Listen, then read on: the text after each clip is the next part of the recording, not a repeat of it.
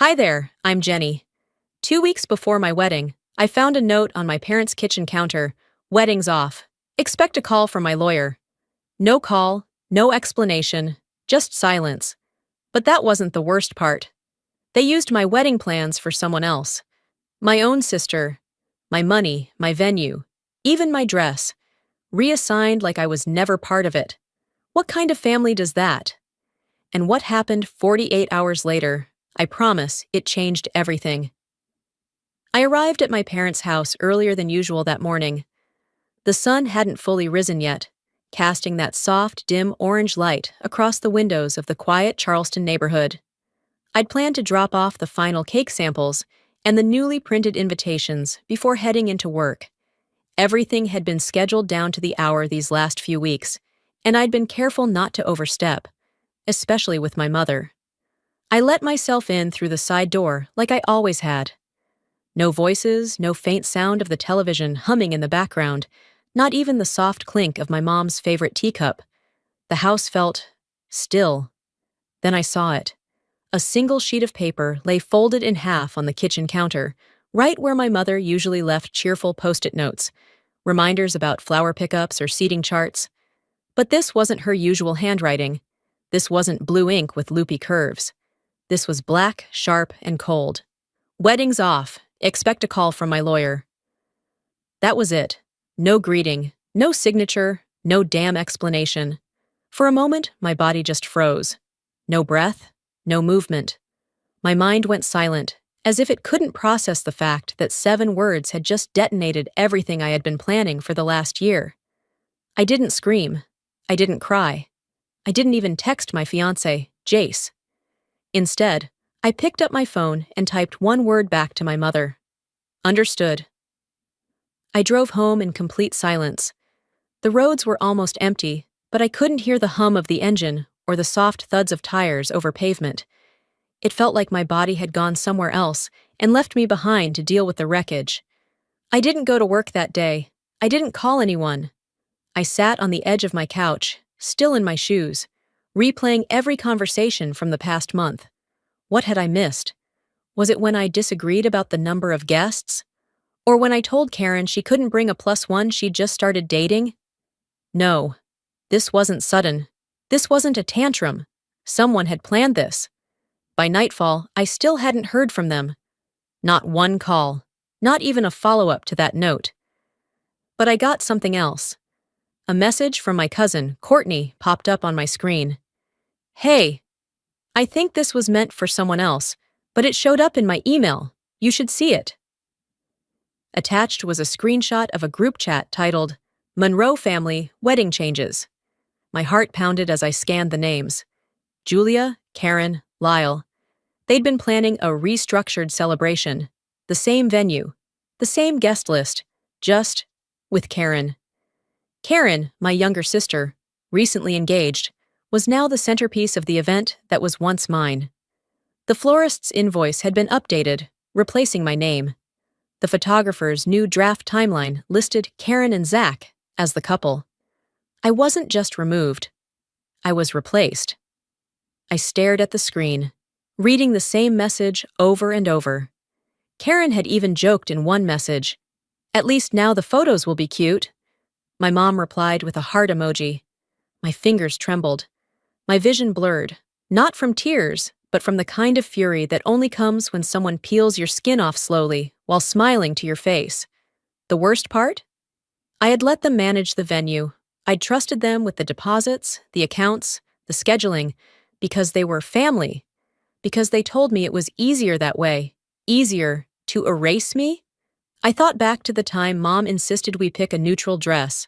Something simple, she'd said, so you don't overshadow the room. Or when Dad told me he'd handle the final payment.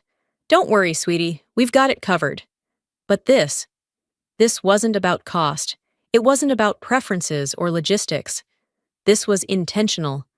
They didn't just pull the rug out from under me. They'd wrapped me in it and dragged me out the door while replacing me with a smile. And they didn't think I'd fight back. They'd miscalculated, badly. I opened a new folder on my laptop titled, For the Record. Screenshots, receipts, messages. I began dragging everything in, one by one. No one would believe me without proof. But I wasn't doing this to convince anyone. I was doing it to protect myself. From this day forward. Because now I understood something I should have realized a long time ago. They never planned to share the spotlight with me. I was just a filler until someone better came along. As I stared at that digital folder, starting to fill with evidence, my voice came out barely louder than a breath. They think I won't fight. That's the only part they got wrong. I didn't always stay silent. I used to fight back, until they taught me it wasn't worth it.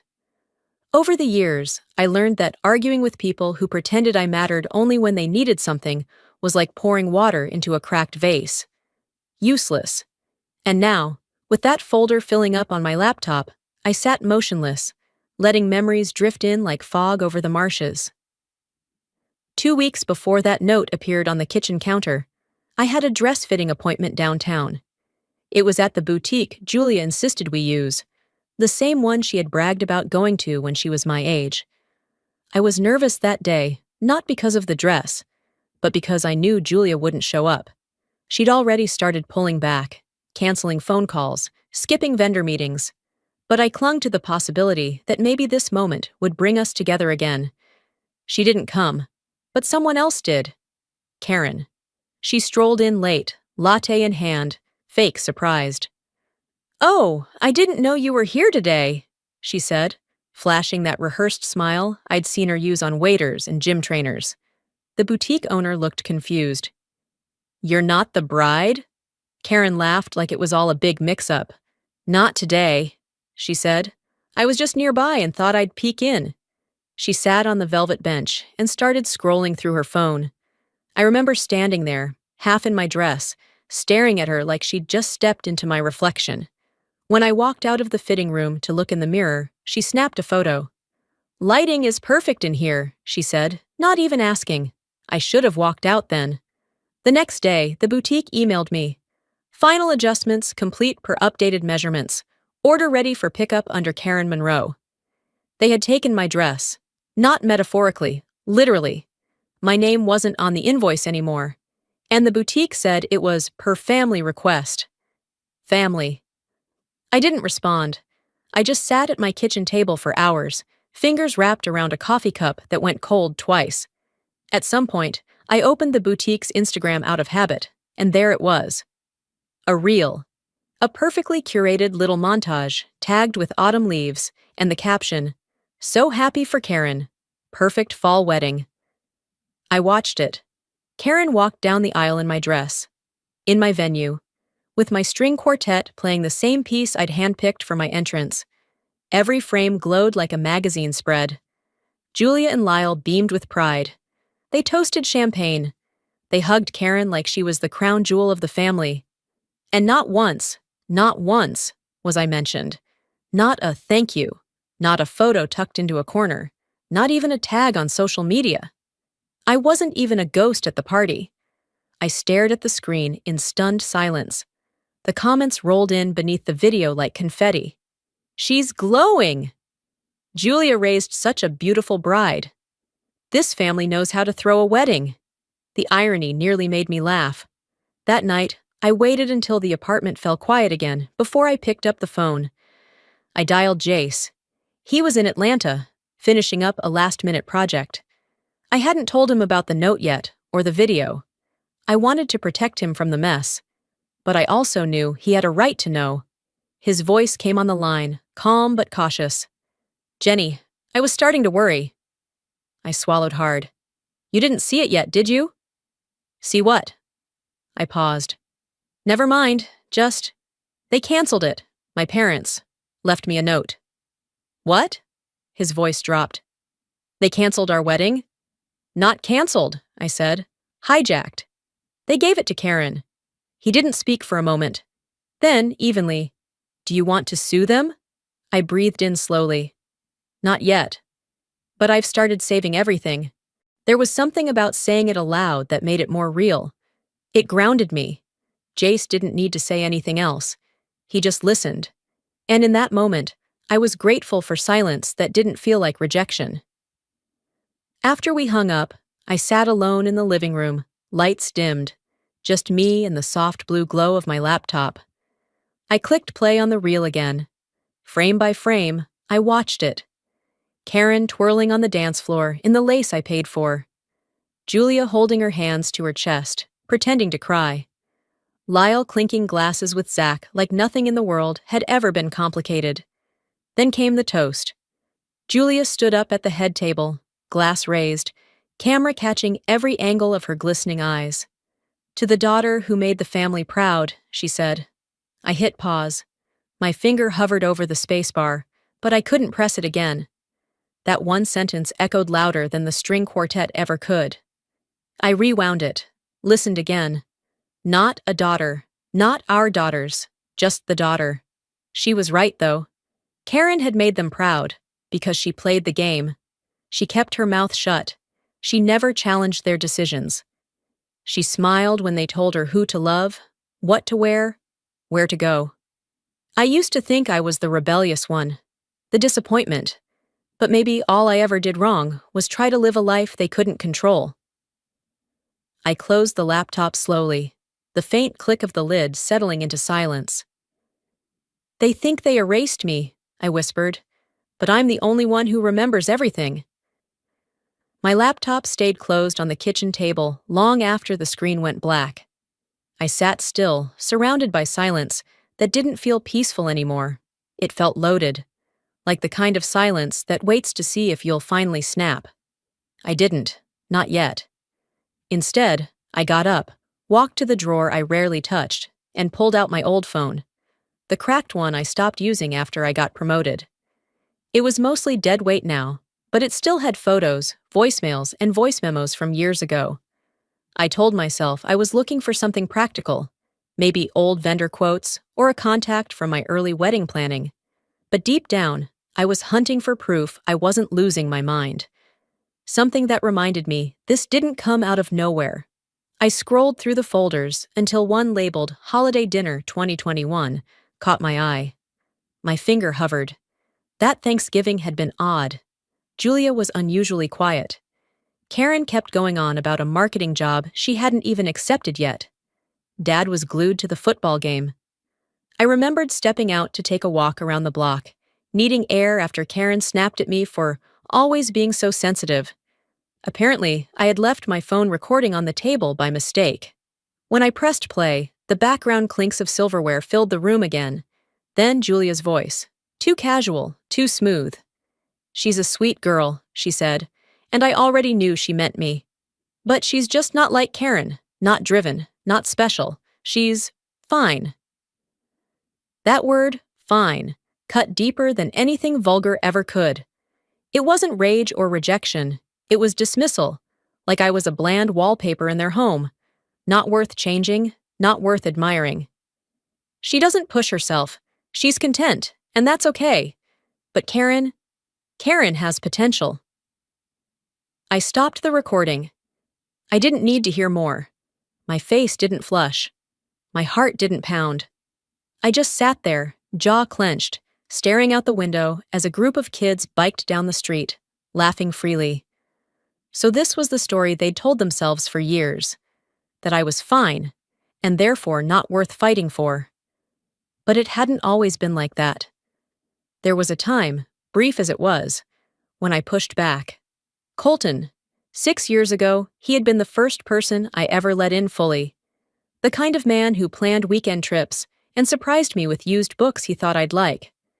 I remember the afternoon he invited me to Edisto Beach, just the two of us. We were supposed to leave Friday morning. Instead, I woke up to a message. "Jenny, I'm sorry. I can't do this. I think your family was right. I'm not enough." No fight, no second chance. Just silence after that. For years, I believed he'd simply fallen out of love. Maybe found someone easier. But as I sat now, the words from that old voicemail echoed differently. My family was right. He didn't say, "You were wrong." He said they were right. Back then, I couldn't accept it. So I buried it.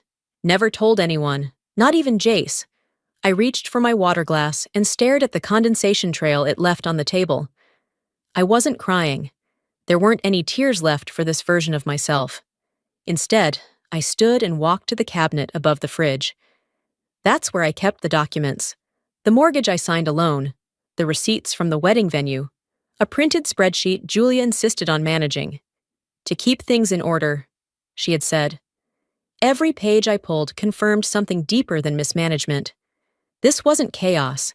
It was strategy, the kind that erased me slowly, so by the time I noticed, I'd already disappeared. They'd taken my wedding, my voice, my dress. What else had they stolen in the name of family? The worst part wasn't what I found. It was how easy it was to find. A clean sweep. No record of deposits made under my name. No recognition of my work. The guest list, edited weeks ago, had my email removed. The floral arrangements were now listed under Karen M. My entire presence, scrubbed. I whispered the question again as I sat back down, a whisper that didn't feel rhetorical anymore. What else have they taken? And for the first time, I didn't feel guilty for asking. That moment of stillness was broken by the sharp ring of my phone. Unknown number. I usually let those go, but this time, something in my gut made me press accept. Jenny? The voice asked, nervous, familiar. I didn't answer right away. It's Colton, he said. I heard about your wedding, and I thought, maybe you should know more about what happened back then. The room spun slightly, not from surprise, but from recognition. This wasn't a ghost returning. It was a piece of the puzzle I'd never been allowed to hold. I leaned forward, pressing my palm to my forehead. A familiar ache built behind my eyes. I kept my voice calm. I'm listening. Colton didn't hesitate once I said I was listening. She threatened me, Jenny. I didn't know what else to do. His voice cracked, but I didn't speak. I needed the full story, not comfort. She didn't just tell me to back off. She called my office, my manager, said I was involved with someone who had mental instability, that you were emotionally fragile, needed constant care, and that our relationship was affecting your health, that I was contributing to it. I gripped the edge of the kitchen counter, steadying myself. My knuckles ached from how tight my hand clenched the phone.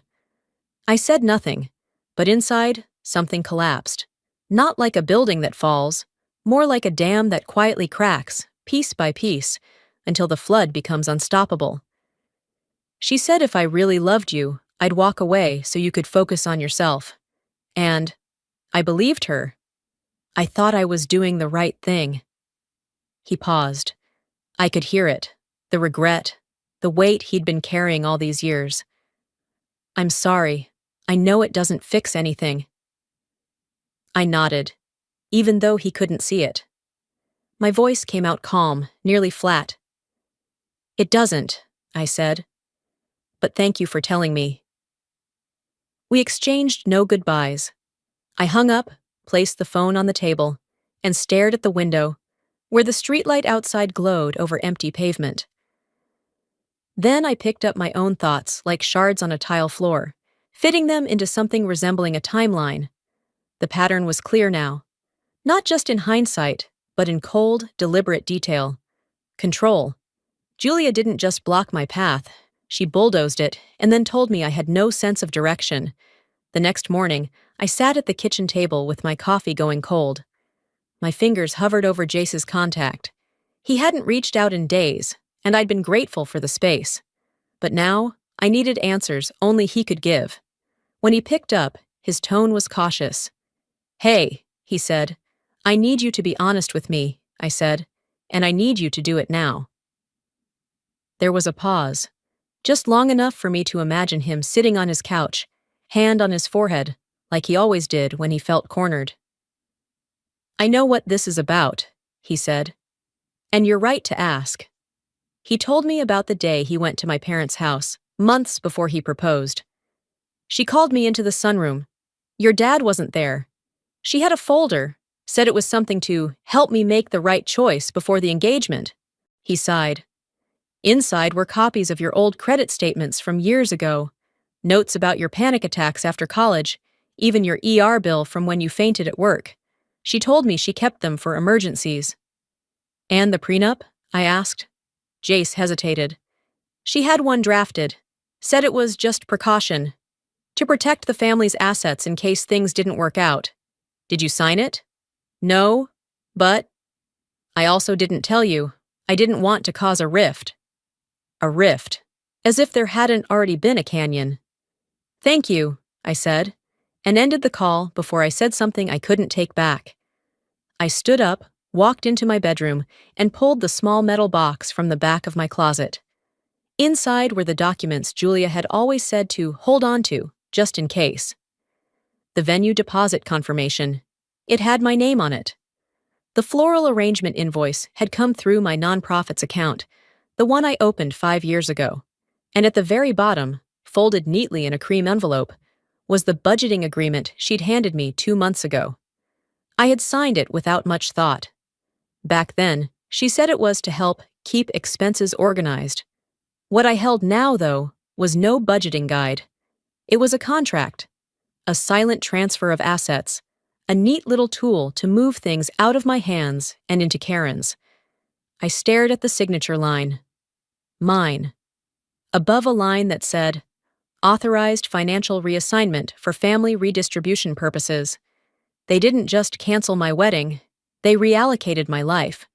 I returned to the living room and dropped the papers on the table. I didn't cry. I didn't scream. But I moved with a new kind of focus, one I hadn't felt in a long time.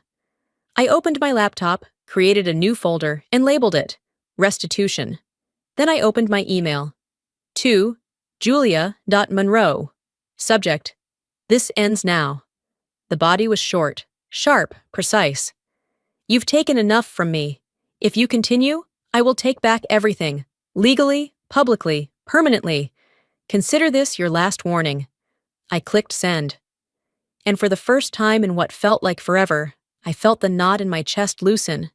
Not because I was done, but because I had finally started. I didn't wait for her reply. I shut the laptop, pushed my chair back, and walked to the window. The sun was beginning to creep over the edge of the rooftops, casting that strange gray-blue light across the empty street outside. The kind of light that feels like a warning. I stood there longer than I meant to, arms folded, heartbeat steady but hard. I wasn't expecting peace, not from them, not from this. But I thought maybe, just maybe, the silence would last a little longer. It didn't. A buzz from my phone dragged my eyes down to the screen. Notification from Facebook. Karen had posted something. I hesitated, thumb hovering above the screen. Then I tapped. Her post was long, crafted. The kind of message someone spends time rehearsing, not just in writing, but in the mirror, over breakfast, while twisting a wedding ring she didn't earn. She called me unstable, accused me of fabricating stories, of having a long-standing pattern of emotional volatility. She claimed I was undermining the unity of the family and lashing out because I couldn't handle not being the center of attention. Julia had liked the post. Lyle left a heart reaction. My stomach turned, but I didn't cry. I didn't pace or shout or throw the phone like I would have years ago. Instead, I opened my screenshot tool, captured the post, the comments, the timestamps, saved them into the folder titled Restitution. If they thought this would break me, they hadn't been paying attention. I poured myself a cup of coffee, sat at the kitchen table, and stared at the post again, not to read it, but to study the responses. Former family friends chiming in, most of them vague but loaded. So sorry you're going through this, Karen. Or, some people just can't let go of the past. They were trying to shame me into silence, but they didn't realize I had stopped playing their game. I tapped Marla's contact. She answered on the second ring. Jen? Her voice was tight, cautious. Hey, I saw Karen's post. You okay? There was a pause. I saw it, I replied. I was wondering if you'd want to meet up. I could really use a familiar face. Marla inhaled sharply, then exhaled like she was about to deliver news no one wants to say out loud. I don't think that's a good idea, she said. Your mom's. People listen to her, Jenny. She helped my cousin get into that law firm. And after that thing with your aunts, well, I can't risk it. I blinked. No hard feelings, she added quickly. It's just complicated. I thanked her anyway, hung up, and I sat there for a while, letting that moment settle, not as betrayal, but as confirmation. Julia's power didn't stop at the front door. It ran through the veins of this town, like a quiet current no one dared swim against. I took my time that afternoon, did the dishes, cleaned the bathroom, watered the succulents by the windowsill, let the silence stretch, not out of avoidance, but because I needed the space to think without their noise. At dusk, I picked up the phone again. This time, I called Karen. She answered like she'd been expecting it. Finally decided to talk? I'm only going to say this once, I said, keeping my voice low and even. Take down the post. There was a beat of silence, then laughter. Not the amused kind, the mean kind. The kind she used in high school when she knew she had backup. You can't seriously think anyone believes you now, she said. You sound paranoid, just like Mom said. I'm not asking for belief, I said. I'm asking for space. If you keep this up, I won't stay quiet. And I won't just defend myself. I'll dismantle every version of this family you're clinging to. Is that a threat? She snapped. No, I said. That's a boundary. The difference is, I'll keep mine. Whether you keep yours is up to you. I ended the call before she could respond. 2 hours later, as the sky dimmed into a soft purple haze, there was a knock at my door. I wasn't expecting anyone. I checked the peephole. A man in uniform, holding an envelope. Courier delivery for Jenny Monroe. I signed, thanked him, and closed the door. The envelope was heavy, thick paper. I sat on the couch, slid a finger under the seal, and pulled out a neatly folded document. Legal notice of removal. Beneficiary revocation. The language was formal, cold, bullet-pointed. As of this date, Jenny Monroe is hereby removed from all family estate considerations, including property, financial trusts, and personal assets managed by the Monroe Family Trust. No reasons listed. At the bottom, in clean, slanted ink, was a single closing line. As of now, you are no longer considered part of this family's future. I stared at it, felt no rush of heat, no bile at the back of my throat, just a long, slow breath leaving my chest.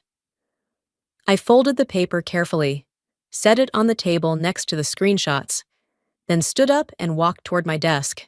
They thought they'd buried me, but all they'd done was draw a line, and for the first time in my life, I was ready to step over it. I didn't sit down right away. My legs carried me to the cabinet across the room, the one I'd avoided opening since last winter. On the top shelf, behind a stack of old holiday cards and unopened scented candles, sat a worn black binder and a hard drive labeled Finances Backup. I laid them both on the kitchen table and opened my laptop. There were 2 versions of myself stored inside that spreadsheet. The woman they saw, scattered, unfocused, always a step behind. And the woman they didn't, meticulous, prepared, quiet because she knew numbers never needed to shout. It took nearly 3 hours to go line by line. I revisited every Venmo transaction Karen ever requested with the word urgent, every bank draft where I covered their utilities, just until Dad's bonus clears, every florist receipt from the venue they claimed I hadn't paid for. By the time I was done, the total sat just above $38,000. I printed the pages, slipped them into plastic sleeves, and filled the binder. Then I labeled it Ledger of Record. I wasn't building a case. I was building a wall they couldn't pretend not to see. Around noon the next day, I stepped out for a walk, just to clear my head. I didn't get 2 blocks before my phone vibrated. Login failed. Shared Dropbox folder, Monroe Family Planning. Another buzz followed. Access revoked. Joint house account. I stopped in my tracks. The sidewalk felt narrower somehow. The world didn't tilt, it just clarified. I called the bank immediately, pressing 0 until I reached a human. I need to confirm activity on an account I co-managed, I said. giving the details flatly. The rep pulled it up. There was a change submitted last night. A power of attorney form from Mr. Lyle Monroe, revoking your co-ownership. Was it notarized? Yes, ma'am. Then you'll need to see my file, I said. I'm sending over documents now. Until you sort this out, freeze the account. That money is in dispute. She hesitated, but my tone didn't. Within 20 minutes, the freeze was confirmed. I didn't feel triumph. I felt something sharper, like setting a bone that had healed crooked and finally snapping it into place. Back home, I made another folder. Titled it, In Case of Public Denial. Inside it went everything that proved my version of this story wasn't a narrative. It was a timeline. Text messages from Karen promising repayment. Email threads with Julia discussing shared costs. Digital contracts signed under my name for venue services, now credited to them. I didn't plan to post them, but I wanted them ready. People like my family didn't fear confrontation. They feared being unmasked, not with emotion, but with receipts. And that was the one thing I'd always kept. I closed the laptop, stood up, and made tea. The act was simple, mundane even, but it steadied me. My hands didn't shake as I poured. My breath didn't hitch when I sat back down. I wasn't waiting for them to fix it anymore. I wasn't even waiting for justice. I was laying brickwork. At 8:17 p.m., my phone rang. It was an unknown number, but I recognized the area code, my old banker's office. I answered on the second ring. Ms. Monroe? Yes. This is Allison from McAllister Financial. I think it would be best if you came in tomorrow. We received a document this morning. It lists your signature, but something about it didn't sit right with me. What kind of document? It references property reassignment, partial title transfer on a home under the Monroe family umbrella. We flagged it because your existing file shows no prior authorization. My chest didn't tighten, my voice didn't rise. Do you still have it? Yes. Keep it secure. I'll be in at 9. She paused. You'll want to bring any legal paperwork that contradicts what we received. I looked at the binder sitting on my kitchen table. I've got plenty. After the call, I turned off all the lights except one over the sink. I stood there for a moment, the glow catching the edge of the binder's spine. They'd taught me to be polite, to not raise my voice, to apologize even when I wasn't wrong. But they never taught me what to do when I stopped caring what they thought. And now they'd picked the wrong thing to forge. Morning broke with the kind of chill that didn't come from the weather. My shoes echoed through the office lobby, muted by the heavy carpet, but my steps were precise. I'd worn navy, clean, professional, forgettable. I didn't need to stand out today. I needed to stand tall. At 9:26 a.m., our front desk buzzed. Jenny? Sharon, the receptionist, called across the open space. There's a delivery for you. I turned toward her just as a man in a gray blazer stepped into view, holding a document tube and a clipboard. Jenny Monroe? He asked, expression neutral. I nodded. You've been served.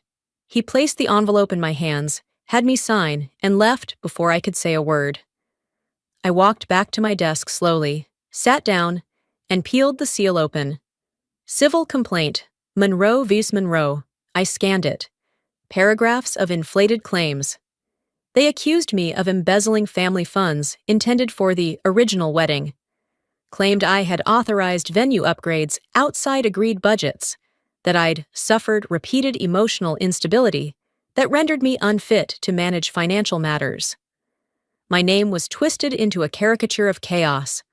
The lawsuit didn't just seek money, it sought to label me untrustworthy, volatile, dangerous. Around me, the office hummed too quietly. I felt eyes flick toward me and away just as quickly. I closed the packet, opened my email, and typed, Subject, Defamation claim, Monroe family. Add this filing to our counterclaim. Defamation, malicious intent, reputational damage. Let's respond swiftly. I didn't need revenge that made noise. I needed revenge that came with a docket number. That afternoon, The door of the past opened wide. A call came through to my work line from a number I didn't recognize. "This is Jenny." "Jenny, it's Victor Lang." I leaned back. Victor had been my mother's PR shield for as long as I could remember. He'd been the man who spun Julia's missteps into inspirational quotes, the one who'd told newspapers that our family was resilient when whispers of misused funds at her charity circled 10 years ago. Now, he sounded like someone playing both sides.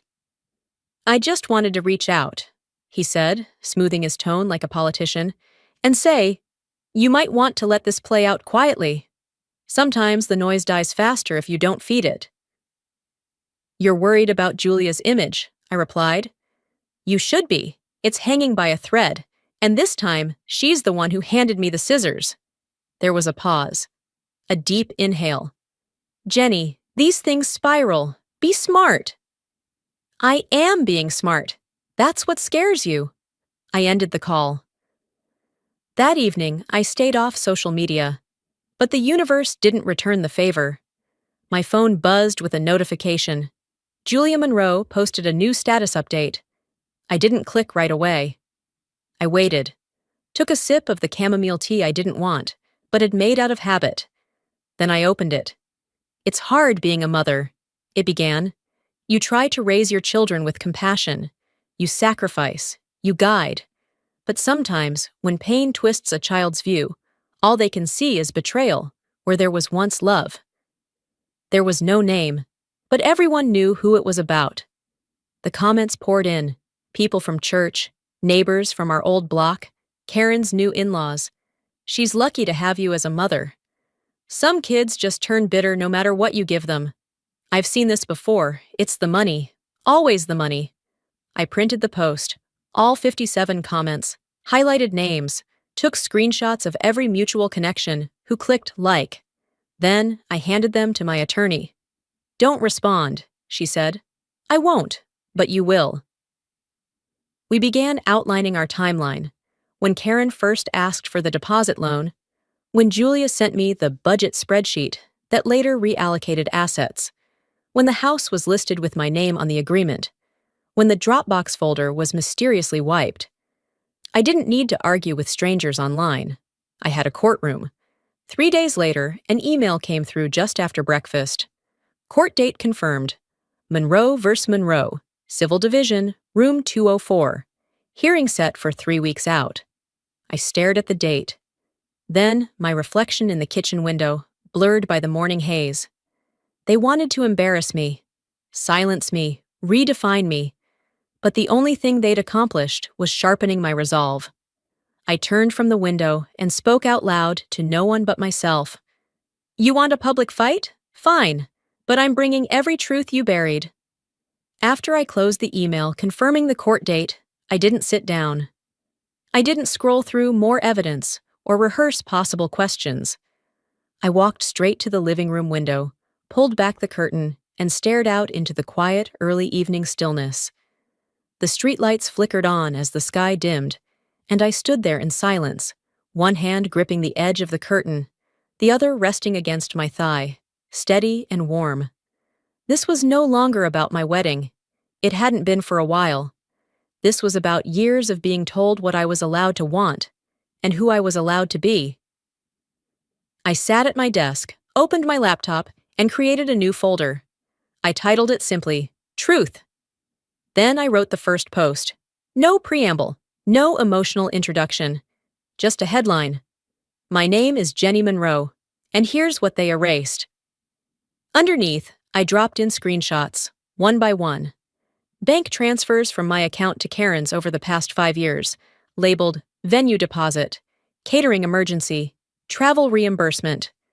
The agreement my mother had handwritten, initialed JM, with promises to reimburse half the wedding expenses once family stability was achieved. A clipped video, shaky from my phone camera, of Julia sitting in my apartment kitchen last spring. Her voice low, sharp. If you love him, you'll sign it. If you don't, you'll destroy everything we've built for you. Do you want to be another mistake? I added the Venmo trail. The florist invoice with both our names, but only my signature. the guest list with red lines over my friends' names. No commentary, no hashtags, just cold, careful documentation. I hit post and turned off the screen. When I woke up at 6:20 the next morning, the thread had been shared over 3,000 times.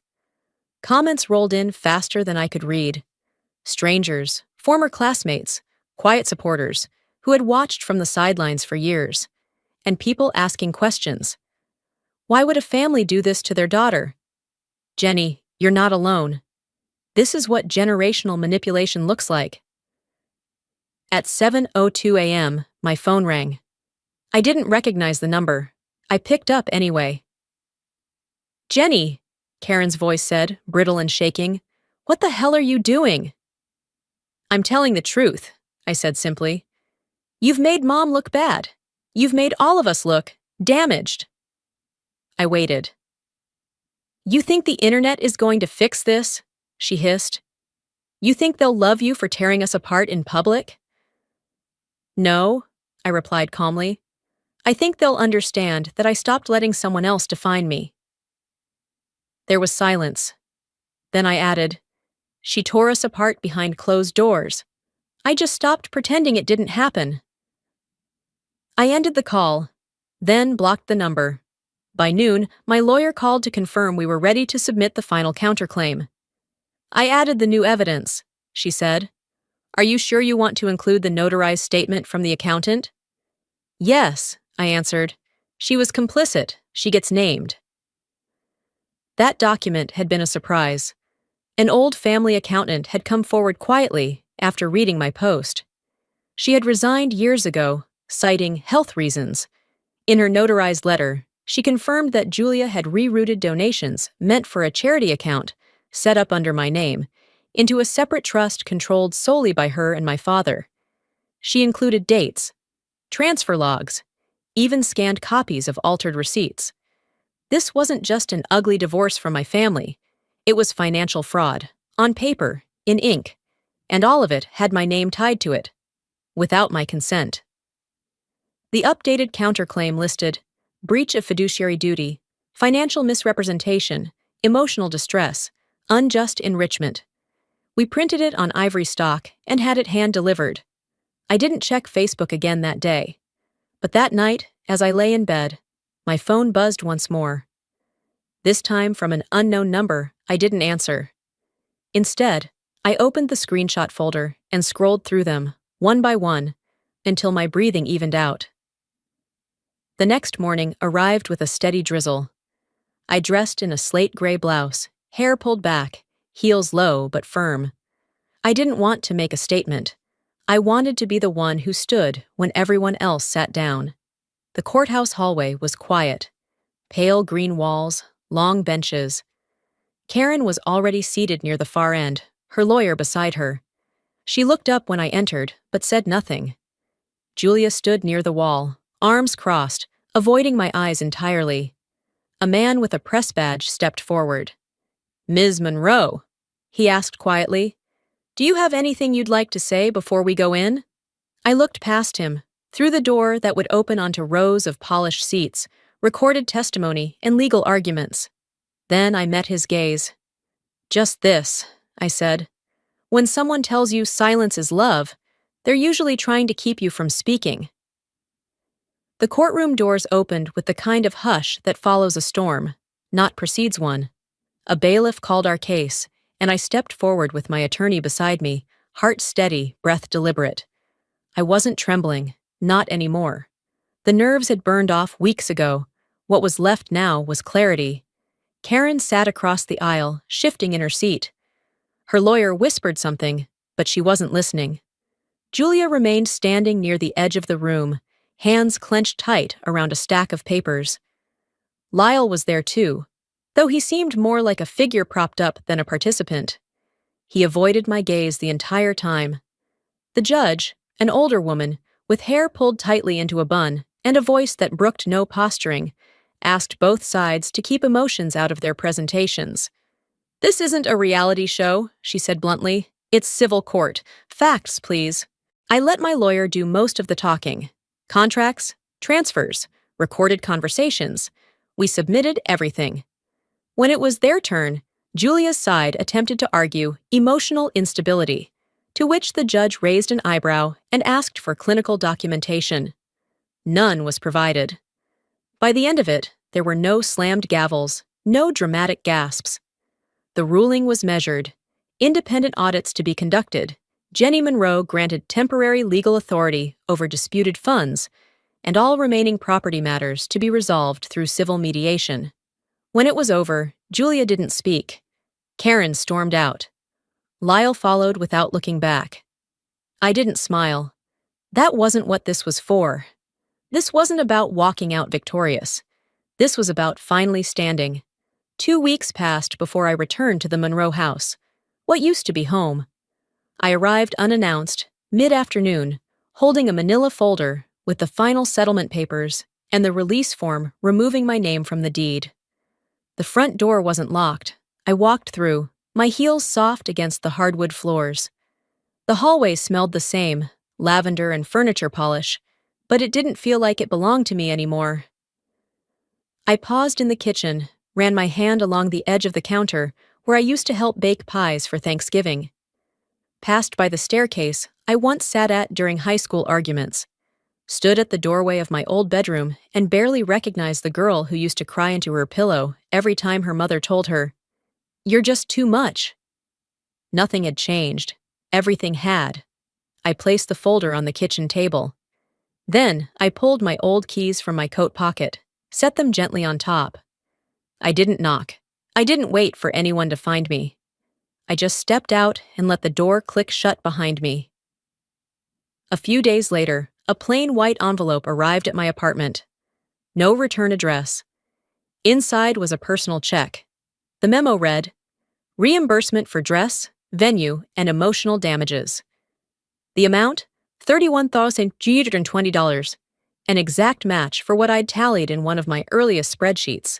No note, no apology, just the check. I didn't cash it. I framed it. Underneath the glass, on a small brass plate, I had engraved, "Proof that they knew." It didn't make me whole, but it told me I hadn't imagined any of it. Another week passed before I heard from Marla again. Her name popped up on my screen during a quiet Friday morning at a cafe by the river. "I saw what you did," her message read. "If you ever need a partner for what's next, I'm in." I took a sip of my coffee, watching a pair of ducks skim across the surface of the water. My laptop was open, cursor blinking on a new document titled Monroe and Wells, Advocacy and Legal Planning for Women in Crisis.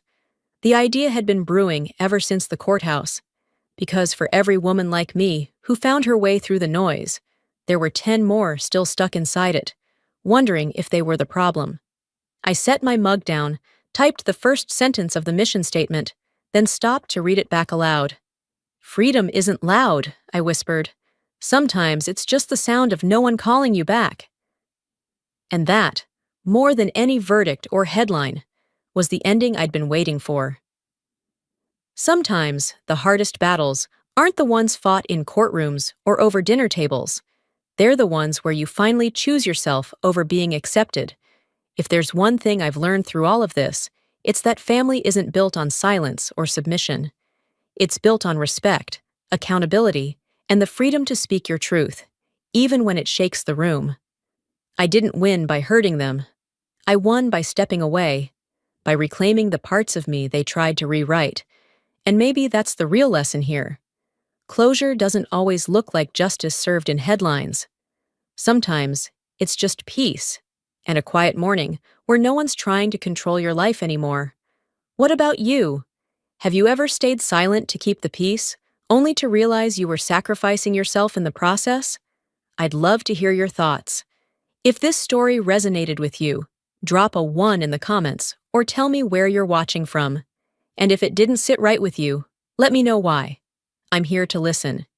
If you'd like to hear more stories like this, real, raw, and deeply human, make sure to subscribe to the channel so you don't miss what's next. You deserve to be heard. Let's keep the conversation going.